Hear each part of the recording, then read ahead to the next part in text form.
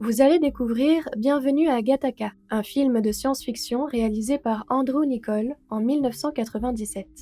S'il s'agit alors de son premier long métrage en tant que réalisateur, Andrew Niccol n'en était pas à son coup d'essai.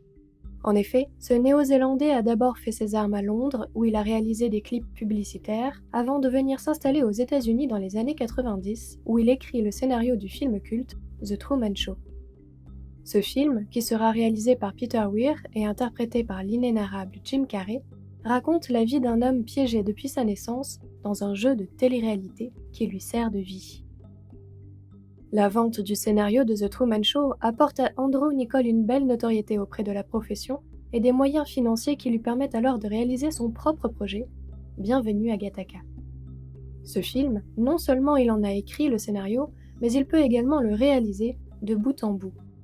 Pourtant, malgré de bonnes critiques de la presse et des nominations en festival, le film peine à trouver son public à sa sortie en salle.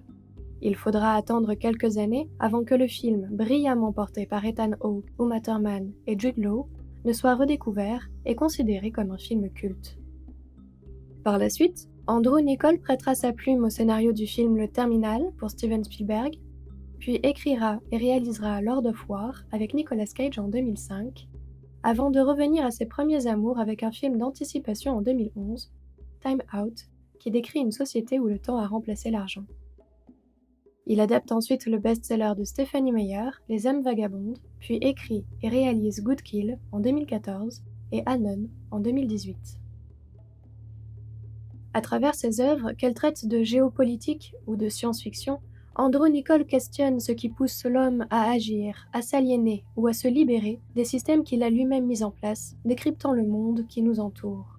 Dans Bienvenue à Gattaca, Andrew Niccol choisit de présenter un futur proche, pas précisément daté, décrivant le monde tel qu'il pourrait être demain à partir des connaissances technologiques et scientifiques à l'époque de sa sortie. Ici, le réalisateur ne cherche pas à présenter le futur de la technologie, mais plutôt à s'interroger sur les éventuelles dérives liées aux évolutions et progrès de nos sociétés contemporaines. C'est ce qu'on appelle une dystopie, c'est-à-dire une utopie qui aurait mal tourné.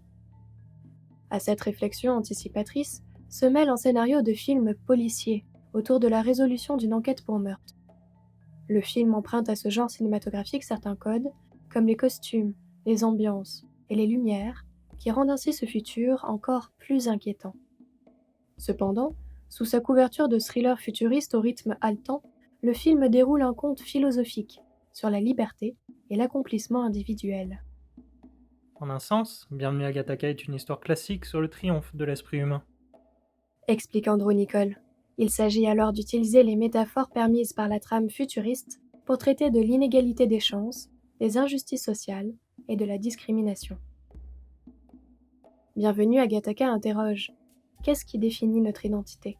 Sommes-nous prédestinés selon notre condition de naissance ? Existe-t-il certaines situations qui peuvent justifier les différences de traitement entre les individus ? Enfin, nous pourrons nous demander, qu'est-ce qui rend ce film encore d'actualité, plus de 20 ans après sa sortie ?